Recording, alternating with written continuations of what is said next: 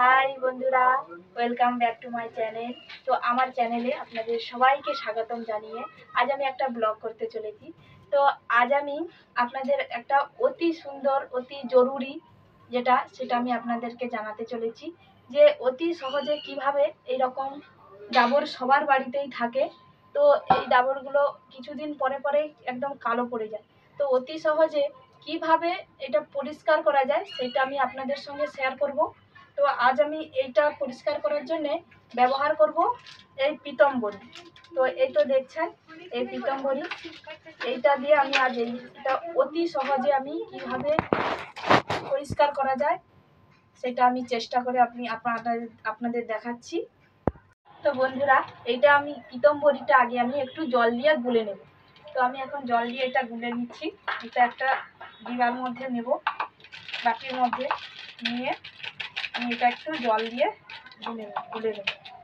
এই যে দেখতে পাচ্ছেন, তো এটা আমি অল্প করে জল দেব।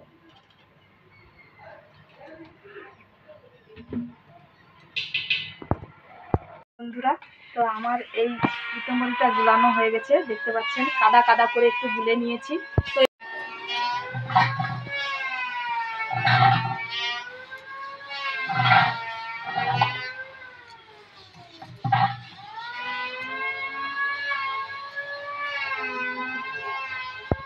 তো বন্ধুরা, আমি এই কলসিটায় পাতলা করে এটা লাগিয়ে নিয়েছি পিতম্বরীটা।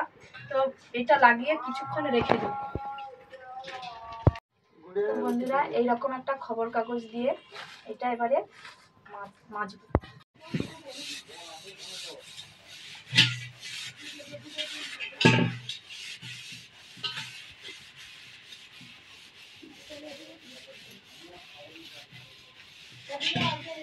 তো অতি সহজে এইভাবে ঘষতে থাকলে কলসি একদম চকচকে হয়ে যাবে ডাবর। তো দেখুন আপনারা,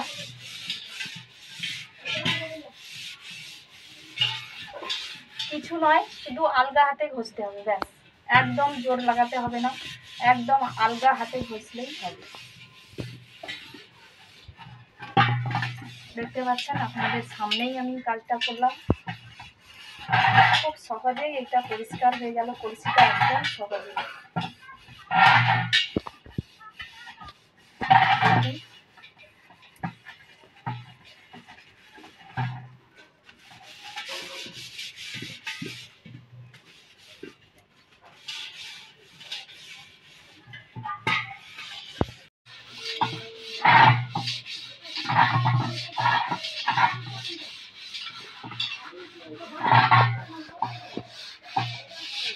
তো বন্ধুরা, এত সহজে আমি এই পিতলের ডাবর আমি পরিষ্কার করলাম।